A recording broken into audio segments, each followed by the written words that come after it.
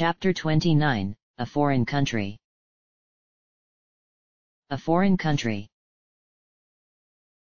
Frithia stood huddled under the archway, her cloak drawn about her against the chill, rain pelting against the cobbles of the courtyard as the moments crept slowly by. Jahara had been unwilling to leave her, but she had eventually convinced the druid to go. Part of her had wanted to go too and forget that whole horrible mess. But she felt too responsible now, too tangled up in it to free herself, and when Anoman announced he would have to go back to inform his father of the verdict, Frithia would hear nothing against her joining him. So now she was stood in his doorway waiting, the sounds of shouting and the occasional smash drifting through the wood.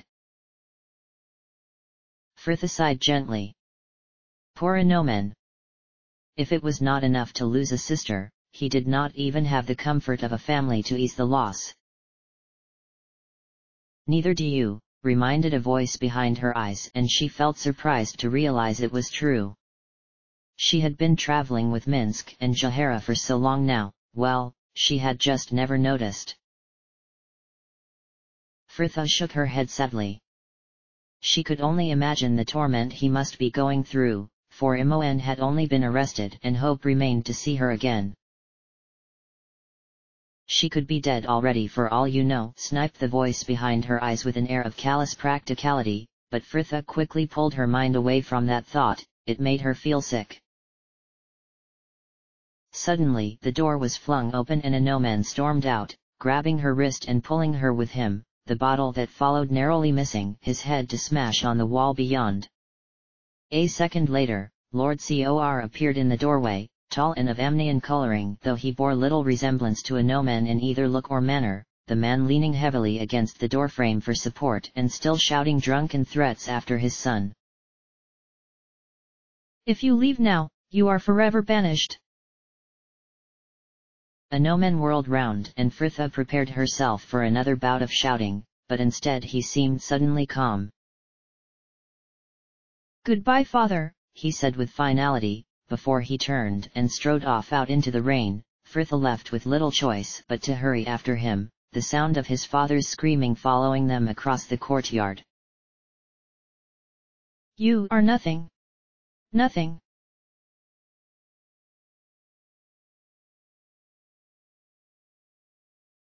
Anoman was striding ahead, regardless of the rain, and Frithia hurried along next to him, the wet streets a blur as she tried to match the pace of the taller man. Though he knew the others were waiting for them at the Copper Coronet, he had yet to head in the direction of the slums and seemed to be walking just for the sake of it. Frithia could sense the anger boiling inside him and knew he was trying to calm down before he had to face the others, before he had to face anyone. Suddenly he stopped and Frithia, in her efforts to keep up, almost hurtled into the back of him. He turned to face her, his whole form tense, as though he could snap at any moment.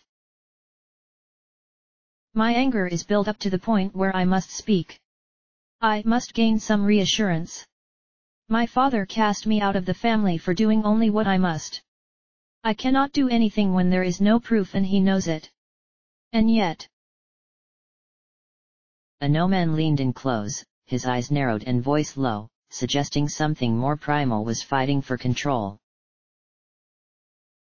My heart cries out for vengeance. I am so full of hate I can barely control it. Frithia felt properly frightened by this point, though more for him than herself. But perhaps he saw this in her eyes, because his wild look disappeared as fast as it had surfaced, and when he spoke again he just sounded tired and confused. Everything just feels so wrong. My sister lies dead while that murderer, Serk, still roams free.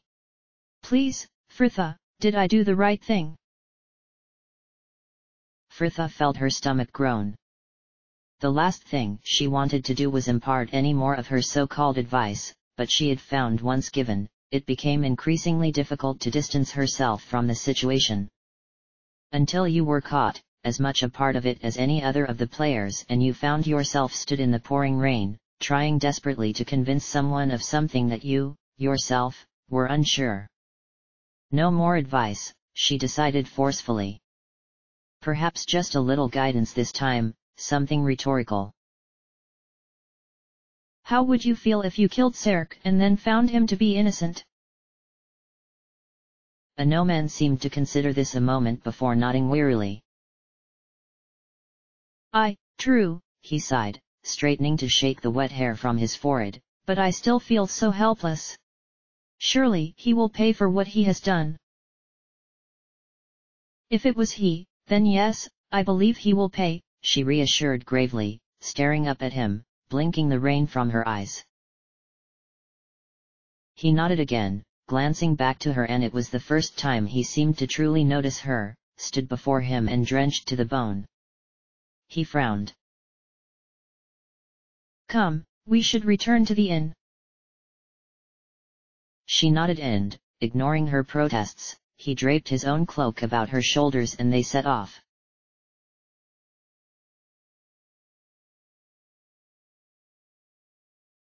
Inside, the inn was packed with people all trying to escape the storm outside. The air was close and humid, and Fritha immediately slipped off the 2 wet cloaks, handing a no-man's back to him. The man nodded his thanks and muttered something about retiring early before pushing his way through the crowds and heading upstairs. Fritha scanned the room, spotting Jahara and the girls at a table in the far corner and wandering over to see them. How did you fare? The druid asked, Nalia and Ari looking up too, ready to hear her answer. His father banished him. Oh, how awful, Ari cried. Is he all right?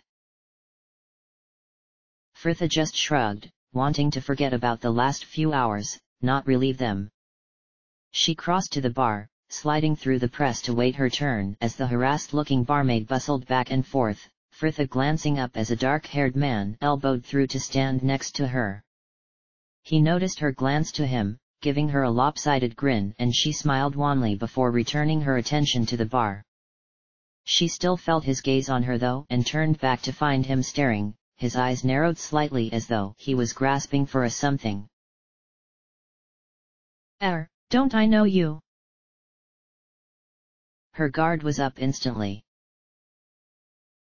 I'm sorry, friend, but I think you're mistaken, she replied with forced geniality while making to turn from the bar, her drink apparently forgotten, his voice halting her.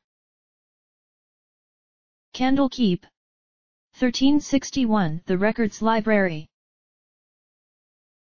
Fritha glanced back, eyeing him warily. He was tall, almost as tall as a no-man, but leaner with it and clad in a short brown coat with trousers and boots of black. She looked up to his face, trying to place him. His skin was pale, his features sharp, and she noted, quite handsome. But still, she recalled nothing, and dark blue eyes watched as her gaze moved up to his hair. It was black, making a pleasing contrast to his skin, cropped short at the back and getting longer towards the front, where it fell haphazardly across his brow. He smiled slightly. It used to be longer. Suddenly, it clicked. Ren. I knew it. He laughed, slapping the bar in triumph. Fritha. Aaron? How did you? I mean, you recognize. Fritha babbled, painfully aware of how idiotic she must have sounded. Aaron just grinned widely, something that could have looked rather predatory if it were not for kindness to his eyes. But it was years ago. We only met once. She continued, finally pulling herself together. Indeed. But you made quite an impression.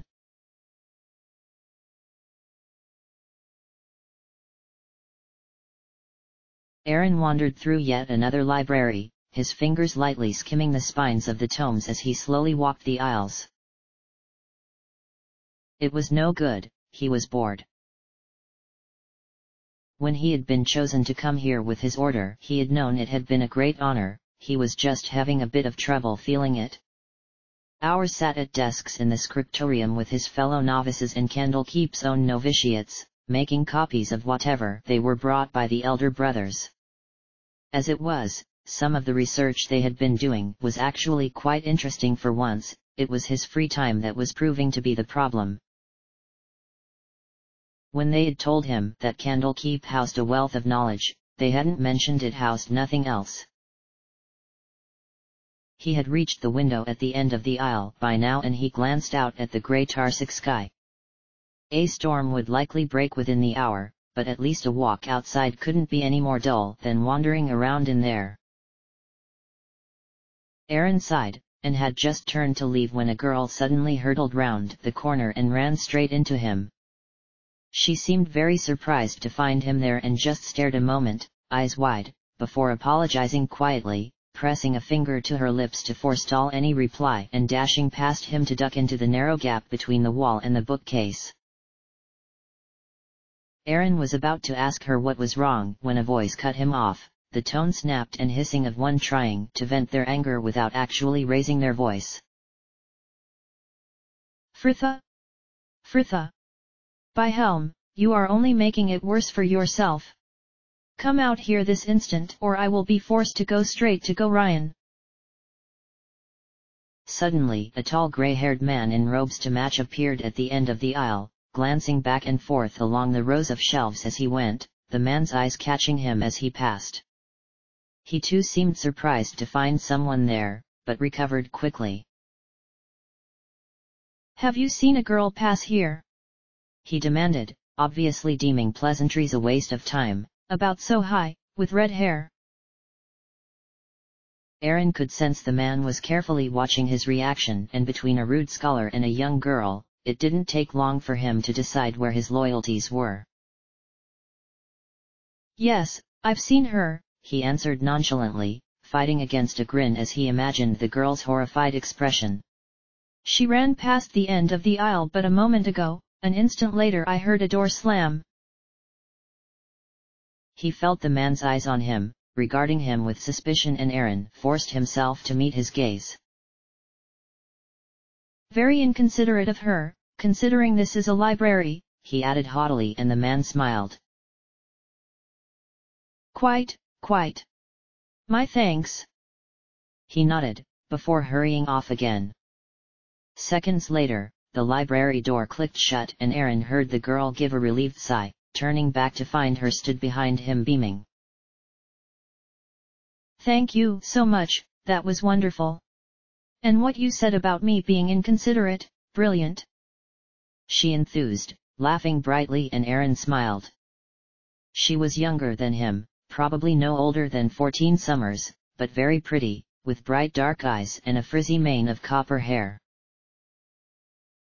Anyway, she continued briskly with a bow, brushing back the chaos of curls that instantly fell into her eyes, I am Fritha and I am in your debt. Aaron grinned at her sudden change from friendly to formal and continued in the same vein, dipping a bow of his own. Well, I am Aaron, and there is no debt. Aaron. She repeated absently to herself, how pretty. So my mother seemed to think, he replied, trying to sound sullen, but feeling more amused by her strangely open nature. It means little bird. He added conversationally, causing her to smile broadly. Well, that's convenient, as it sounds a bit like wren, she laughed, her eyes sparkling. You don't look much like a wren though. More a crow, I think. She decided with a smile, considering the long black hair that had been tied back and tidied into the hood of his robes. So, you're here with the Order of the First then? Fritha continued with a nod to his chest, and he glanced down to the old draconic character for one that had been embroidered there, his monastery's emblem. Aaron nodded. Yes, who are you here with?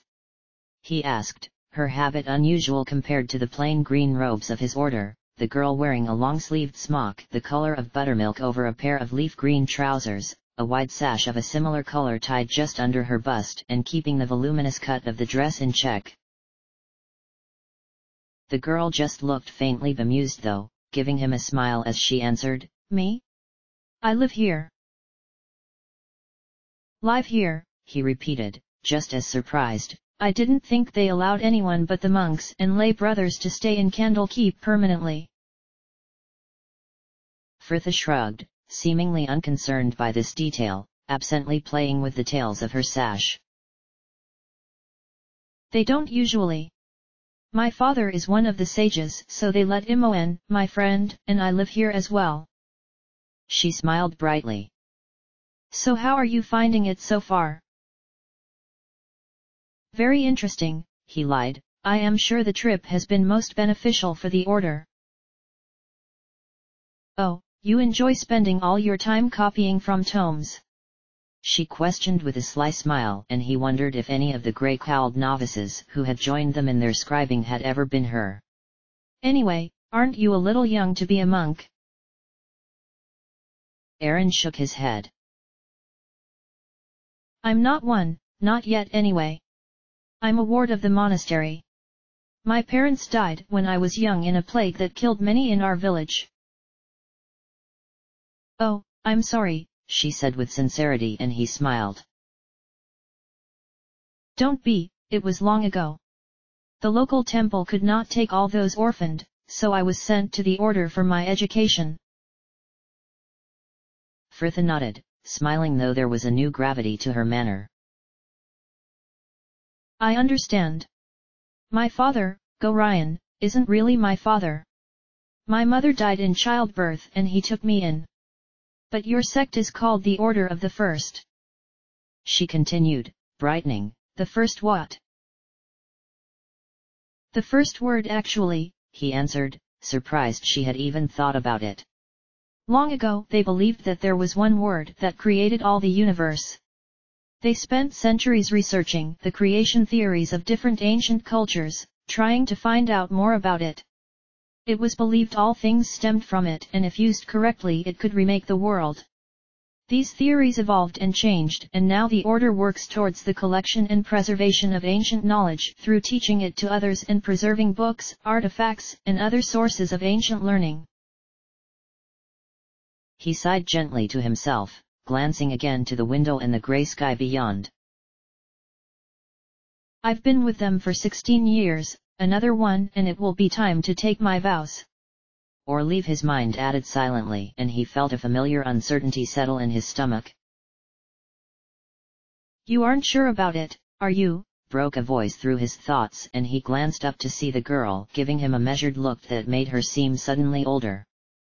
He considered denying it, but finally nodded. How could you tell?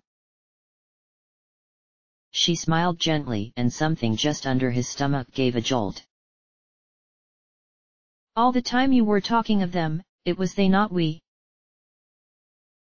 Aaron sighed again, hearing the truth of it. The longer he spent at the order, the less he felt a part of it.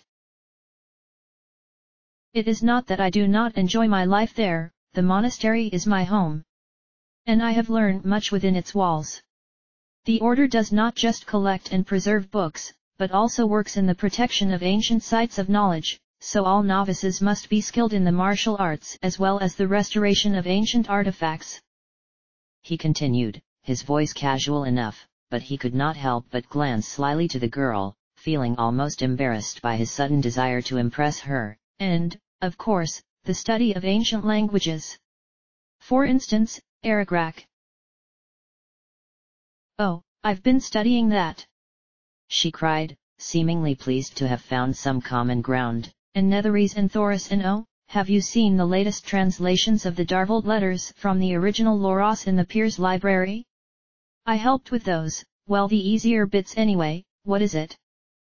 She asked as Aaron began to laugh, amused both at her enthusiasm and his rather feeble attempt to dazzle her with his comparatively shallow knowledge of the subject.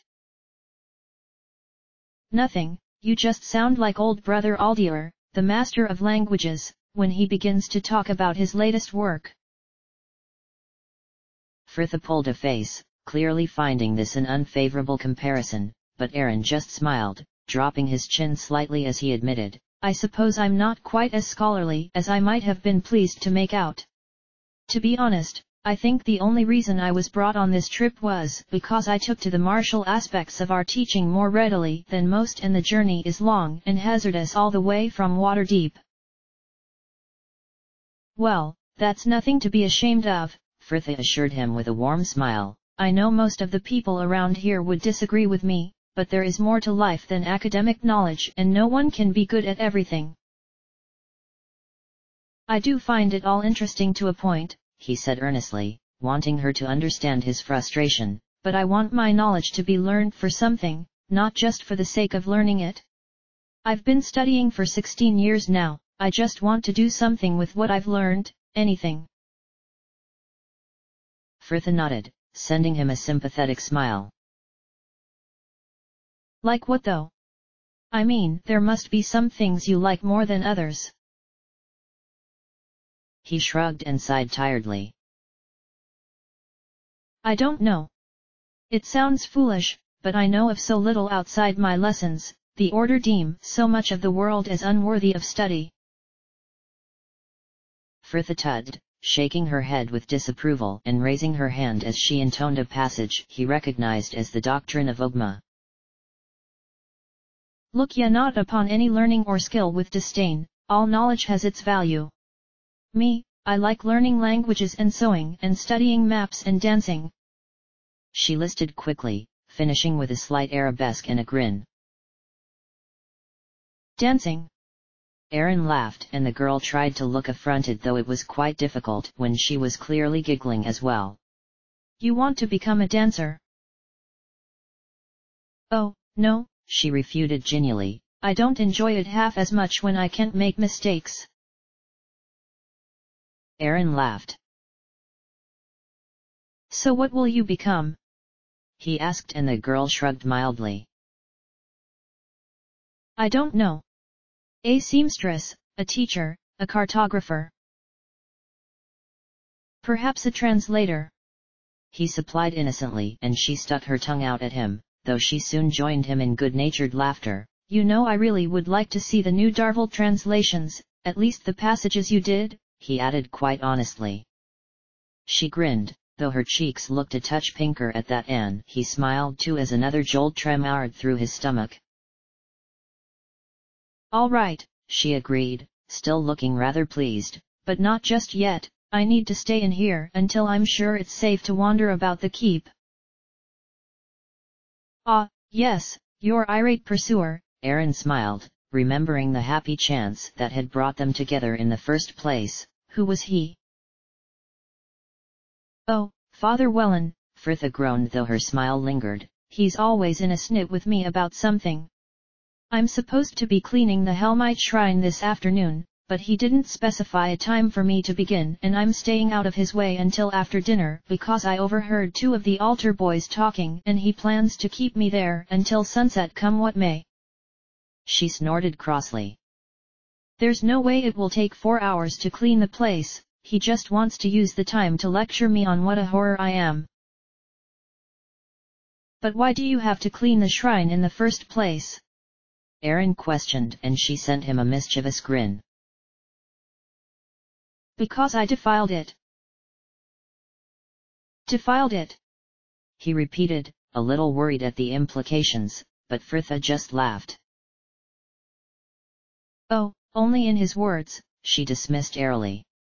Imoen and I were in there yesterday evening, delivering some books Welland had brought up from the archives. He wasn't about though, and his office was locked, so we were just messing about as we were waiting for him.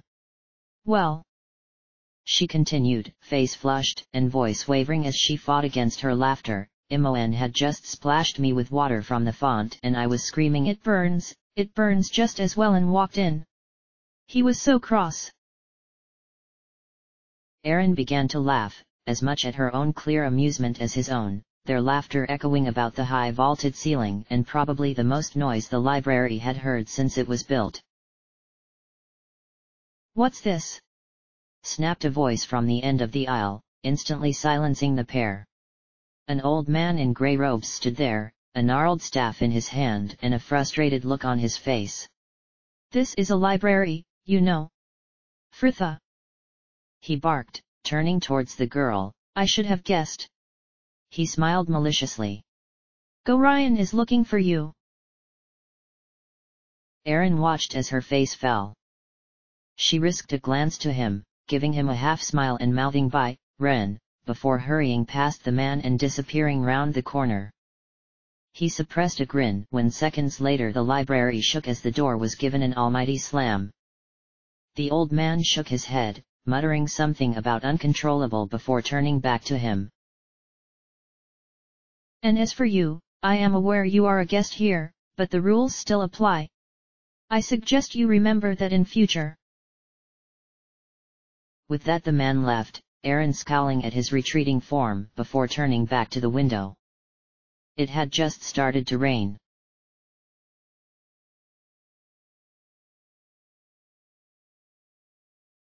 You know, I looked for you that evening, the next day as well.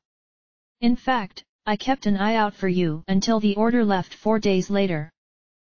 Continued Erin, a hint of reproach creeping into his voice as he leant cosily against the bar to wait for his drink.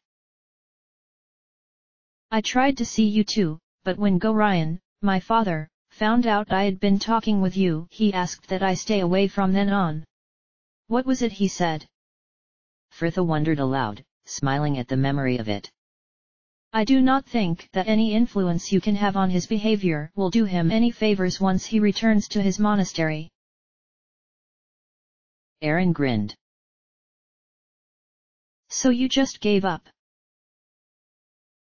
Gods, no. She laughed, nodding her thanks to the barmaid as she received her drink. But it was a lot harder to get near you with half of Candlekeep watching me. In case you didn't notice, I wasn't exactly popular with some of the residents. It was in Candlekeep I discovered my first leaf of world wisdom. Which was? Fritha swallowed a mouthful of wine to send him a wry grin. No one bears a grudge like a sage. Erin laughed heartily, and Fritha felt warmed. Meeting him here like this, it was kind of like having a little bit of home back with her. She smiled. Would you like to meet my friends? He agreed readily and she led him back to their table to introduce him to the three there, the druid looking up with clear interest, while the two girls looked no less than astounded at who she had arrived with. Everyone, this is Erin, an old friend of mine. Ren, this is Jaehaera, Ari, and Nalia. Erin smiled. Nice to meet you all. Jaehaera gave him a polite nod while the girls reached up to tentatively shake the hand he proffered, both looking a bit pink. So, he began, turning back to her as they took their seats. What was that whole sorry, friend, but you don't know me, Kent before? Fritha began, feeling the heat rising in her stomach while the others turned quickly to their drinks and Erin sent her a sympathetic look. I understand, too many drunken declarations of love, He laughed. Fritha smiled weakly. Something like that, yes. So, how do you know Fritha? Asked Nalia, quickly changing the subject, and Fritha shot her a grateful look. Erin smiled, finishing a mouthful to answer her. Can you believe we met in Candlekeep? I was sent to a monastery for my education and we spent a 10-day within the library's walls where I was lucky enough to make your friend's acquaintance. He finished, raising his cup in salute to the girl in question, and Fritha grinned. So you live in Ithkatla then? Asked Ari. No, I'm first mate on a trading vessel, the Calistariaus. We just docked here this morning. You're a sailor? Came Nalia, looking almost scandalized. Indeed I am, he laughed, seemingly amused by her reaction. We travel along the west coast from Chult to the north and sometimes across to the Moon Chase too, taking everything from furs and ores to pearls and spices. It is a mainly peaceful life that can become perilous in a beat of your heart, but am sure it pales into comparison in what you would face. He finished, seeming to realize they were all adventurers of a sort and looking a touch reluctant to continue with talk of his livelihood. But Nalya and Ari questioned him without respite, asking him where he had traveled and what he had seen and done, the man entertaining them with a few stories of his travels, which were far from mundane, the girls telling him a little of their own exploits, although Fritha was glad to see the pair avoided their more extraordinary adventures. Well, sighed Jahara at last, finishing her drink and rising from her chair, pleasant though this is, I'm afraid there is something requiring my attention. Oh, yes, that, said Nalya quickly, ignoring Jahara's puzzled frown and downing an almost full cup of wine. I'll help too. Are you coming, Ari? The elf glanced up with an absent look. Nalya sent her a meaningful glare. I said, are you coming to help Jahara? Help with what? Oh, come on. She snapped, standing to drag the girl with her, the beginning of their argument lost as they moved off through the press of tables. Fritha felt her stomach groan, the desire to just slide under the table and hide burning within her. She was going to kill those two later. Well, that couldn't have been more embarrassing. I'm sorry about them. She apologized, but Aaron just laughed. Ha! What for? Nice group of girls, very nice. Have you traveled with them long? With Jahara for almost a year now. We met Nalya and Ari about a month ago. And now the four of you are wandering about the realms in search of adventure. Fritha gave a dry laugh. Ha! Try gold, and there are actually 7 of us. Minsk, who I've known almost as long as Jahara, Herr Dallas, who I imagine will be about later if only to see Ari and Anomen, though he has retired for the evening now. He has just found out his sister has died. She shook her head sadly. It is a hard time for him. Aaron gave an understanding nod. Ah, I am sorry for his loss. But, he continued after a moment, you mentioned something about gold. Don't tell me that sweet little girl I met all those years ago has turned ruthless merc. Fritha snorted. Even the most generous soul would have had a hard time describing her younger self as sweet. I'm afraid so, though my reason is more altruistic than most's. Do you recall I had a friend at Candlekeep, Imoen? He nodded and Fritha continued with a sigh. She was taken, well, almost a month ago now, arrested by the cowled wizards for a magical infraction within city. Enough gold will secure the location of where they are holding her and help with her rescue. Aaron whistled through his teeth. You're right, that is a good reason. Do you have any idea of where she could be? Fritha shrugged. At an asylum for the magically unstable called Spellhold, but no one seems to know where it actually is. I don't suppose you've heard of it, have you? She added hopefully, but the man shook his head. Sorry, I haven't, but I'll be sure to keep an ear out from now on. But what have you been doing with yourself since I last saw you? Well, I only left Candlekeep in the spring, she admitted with a smile at his surprised expression, when the iron crisis was at its height. Really? I can hardly believe that old place contained you for so long. You were so full of life even then. I doubted you would make it to 16 before striking out on your own.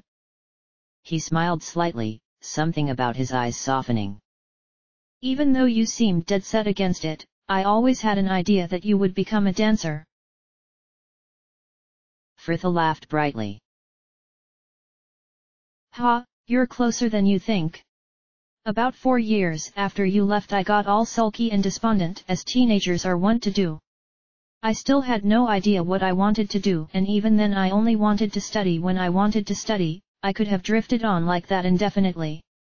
Gorion had to make me choose a profession in the end, though I'm glad of it now, and I came as near enough to a bard as one can without actually being brave enough to sing or dance or recite for an audience of any more than 2.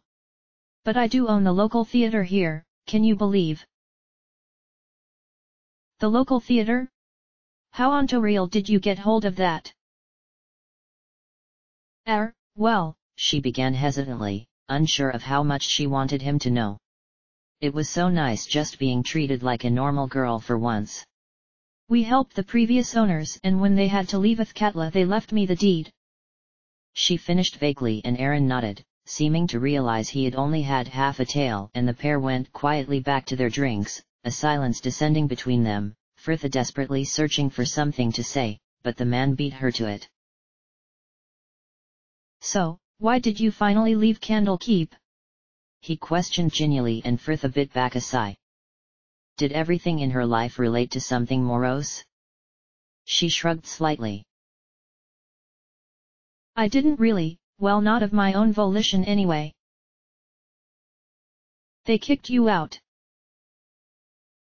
Not exactly. I left with Gorion the first time, but he was killed by bandits. Oh, I'm sorry, he said quickly. Don't be, it was long ago, she replied in an echo of himself years before, and they shared a smile as she continued. Imoen and I wandered northwards, met Jahara among others, before finally making it back to the keep. And the second time? Yes, go on. I found out I was a ballspawn, and then I was arrested for murder. Frithia swallowed. Well, let's just say something really bad happened, and my reputation as resident troublemaker did me no favors when all signs began to point to me. It all got sorted out eventually, but I don't think I'll be welcome back there anytime soon. But what about you? She continued with a bright smile, glad to change the subject. Last time I saw you, you were a ward of that monastery of yours, the Order of the First. Aaron nodded and smiled, seemingly pleased she had remembered. Yes, and I left there about a year after meeting you, and with no more idea of what I wanted from life than I had when we had spoken. I wandered about the north for some years, joined a mercenary group who were escorting caravans to the Silver Marches, served a year or so as junior curator at a library within the city, but nothing seemed to fit me, or at least, I did not seem to fit anywhere. I wasn't actually planning to stay when I first boarded the Calistariaus. I had agreed to take a position teaching history and some more martial skills to the young sons of a noble family in Kalimport, but current funds were low and the captain agreed to let me work for my passage. We were heavy with cargo and we must have stopped in every port on our way south, but it was not just seeing new places, even the traveling held something for me. His smile gained a wistful air, and Frithia felt quite moved as his eyes gazed out at something she could not see. The feel of being at sea, the freedom of it, it somehow filled me with serenity at the same time as stirring my heart. I realized those few weeks were the best of my life, and when we docked in Kalimport I asked to stay on. What? He questioned suddenly as he glanced back to find her grinning. Gods, we'll make a poet of you yet. She laughed and he scowled at her, clearly trying to hide a grin of his own. Seriously, come down to the theater tomorrow, I'm sure we can find a part for you. I would like nothing more than to oblige, he smiled, and for just a moment he looked as though he meant it too. But I'm afraid we set sail to Waterdeep first thing tomorrow. You dock today and leave tomorrow, she confirmed before asking, well, why are you here then? In the Coronet, I mean. Surely there are plenty of taverns on the quays. Aaron laughed wryly. That's true enough, but the rest of my ships had the same idea and I just spent a good month at sea with them. Don't get me wrong, you'll not find finer crewmates anywhere, but I just fancied a quiet evening on my own. Oh, said Frithia, wondering if that was subtle hint for her to leave. Well, I mean if you just want to be alone. but ARan shook his head, smiling. Now you hardly count as company. Frithia gave him a disgruntled look that was very much at odds with the warmth in her stomach. Oh, cheers, mate. But it seemed he could tell she was joking, the man laughing, and she couldn't help but join him, the laughter fading to leave another silence between them, though with none of the awkwardness of before. Frithia took a long draught of her wine, glancing up to find him watching, his expression not far from the one he had worn when he had spoken of the sea. What is it? He smiled suddenly, and Frithia felt something tremble in her stomach. I just can't believe I am seeing you again after so long. You haven't changed a bit, you know. Frithia smiled, she sincerely doubted it, but it was a nice thought. Really? I was sure I had grown at least an inch taller. They laughed at that, and the rest of the afternoon seemed to pass very quickly, the pair taking dinner together and telling stories, ARan laughing heartily as she told him how the chores she had been hiding from on the day they met had finally played out. How after a half-hearted reprimand from her father, she had been sent down to the shrine as planned. Wellen had been there waiting for her and clearly ready to scold, and she had quickly begun her task, spending the entire 4 hours until sunset singing herself hoarse with Helmite prayer songs as she cleaned in an attempt to forestall her lecture, the priest unwilling to interrupt her hymns. The sun was well set by now, the lamplight casting a glow over the inn that seemed to mirror the warmth inside her, Frithia feeling almost light-headed. She had blamed it on the wine at first, but they had switched to tea after they had eaten, and the joyful giddiness still remained bubbling in her stomach, Frithia giggling merrily as the man opposite continued his latest tale. So there we are, 1 crate broken and about 20 vials of the strongest smelling perfume you could ever imagine in shards underneath it. And we're all scrabbling through it, trying to secure the rest of the crates before the storm worsens. But the smell. I'm sure it would have been fine as it was meant to be used, a few drops added to a bath or the like, but it was so strong. This heavy smell of rotting flowers billowing about the hull. Even the most hardened sailors among us were reaching for their hats on that voyage. We had the cabin boys scrubbing at the hold for hours, but it seemed to have sunk into the very wood. And that wasn't all it sunk into either. The taverns around Docklands are rarely the most civilized of places, whichever city you're at, and then us lot walk in smelling like the finest concubines Callum Shan has to offer. He shook his head with a grin. Gods, that was a long voyage. Frithia was still laughing even after he finished his story, and he just watched her as she tried to compose herself, fanning a hand over her flushed face, sure she looked pretty frightful and not much caring. I can just see you lot, she grinned, skulking round the quays all smelling like powdered dandies. Ah, I've gone all warm, she continued with a laugh, pressing cool hands to her burning cheeks. Am I clashing with my hair? Not at all, he lied, laughing gently and shaking his head, his gaze soft. Ah, when you smile your eyes could steal a sailor from the sea. Bye soon. How many times have you used that line? Frithia laughed, her cheeks still glowing. Oh, I can just see you now, sailing the Sword Coast, leaving bar tabs and broken hearts in every port. ARan pretended to look appalled at this. How could? He started before shaking his head sadly. You wound me, my lady. Frithia snorted, giggling into her cup as he continued with this caricature of gallantry. I speak to you of what is in my heart, and all you can do is laugh. Oh, stop it! Frithia cried, giving him a playful shove.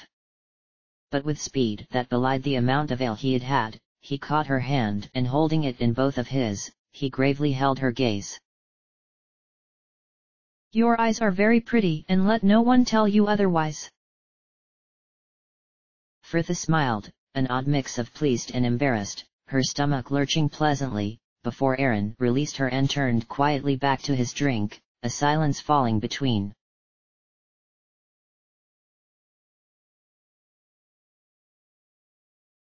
Oh, my goodness!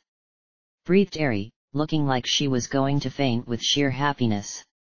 Did you see that? She squealed, squirming in her chair, her eyes still fixed on the couple. Yes, yes, we saw it. Calm down, girl. Jaheira answered her, trying to sound dismissive, but unable to quite stifle a smile as she watched the dark-haired man turn shyly away from her friend. Yes, well. The elf continued, calming slightly and smoothing her skirts. Quite. I mean, he is rather. Agreed Nalia, a little breathless. Handsome, finished the elf decisively. And those eyes. And his hair. So charming. And polite. And witty too, if Fritha's reaction is anything to go by, added Jaheira dryly, interrupting the two's fervent appraisal of the man as laughter once again erupted from the table opposite. Such praise, ladies, came a familiar voice behind them, and the three turned to take in the grinning face of the tiefling. Should this sparrow's ears be burning? Jaheira's snort said it all.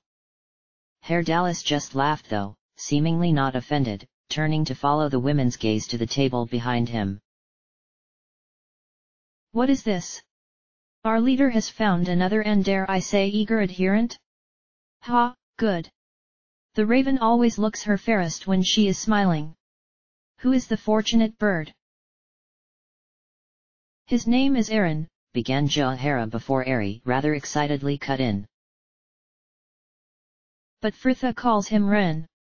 They met years ago when he visited Candle Keep. He's a sailor now though. The wren is a gull. Yes, you should hear his stories, said Nalia just as animatedly. It was his crew that finally managed to capture the pirate captain Derval Sharkshide when their ship came under attack a year ago. Oh, and he once saw a leviathan just west of the moon chase, added Eri, and the girls beamed at each other. Herr Dallas frowned slightly. Ah, well, such things may impress one who has yet to see the wonders of the plains. Have you heard tell of those twisted beasts, the astral dreadnoughts, my birds? They dwell in the shimmering void of the astral plane, gliding ever onward in their silent search for the souls of unwary travelers. The girls did not seem to hear him. And when Murin fell to the Scythalesian armies, continued Nalia, they helped as many as they could escape the city before pirates secured the harbor. Has this sparrow yet recounted for you the time the sigil troop? Fritha. Cut in Eri as the pair opposite both rose, Aaron disappearing into the crowds as Fritha wandered over to join them. He's not leaving, is he? Fritha glanced about the table of eager faces before answering, seemingly bemused by their interest. No, he's just gone to get some more drinks and I was going to go and check on Anomen. Has he eaten, do you know? There is no need for that, said Jaheira firmly. I visited him myself but an hour ago. He says he is fine, but would rather be alone. Fritha looked uncertain a moment, sending a contemplative glance to the stairs before she shrugged. Well, if you're sure you lot should come and sit with us though, Wren was just telling me the funniest story about the time they took a cargo of perfumes and incense from Elmraven up to Baldur's Gate. Yes, we could tell, said Jaheira dryly. The girl flushed a becoming shade of pink and mouthed something very rude at her. Oh, yes, let's join them, cried Eri earnestly, but Jaheira shook her head. No, I am retiring soon. You go if you wish. The elf sent the girl next to her a pleading look. Nalia. But the girl yawned and shook her head as well, giving Fritha the slightest wink that made her go even pinker. Ari laughed, glancing to the man at her side. Well, you'll come, won't you, Herr Dallas? The bard looked less than enthusiastic though. If you truly wish it, my dove, this sparrow could never deny you. But the rain has finally relented, I had a vain hope we could walk out. Ari looked torn a moment though she eventually smiled and nodded. Yes, I suppose that would be nice. Fritha shrugged, sending a wave to the man who had just arrived back the table behind them. Well, suit yourselves. Enjoy your walk, good night you two.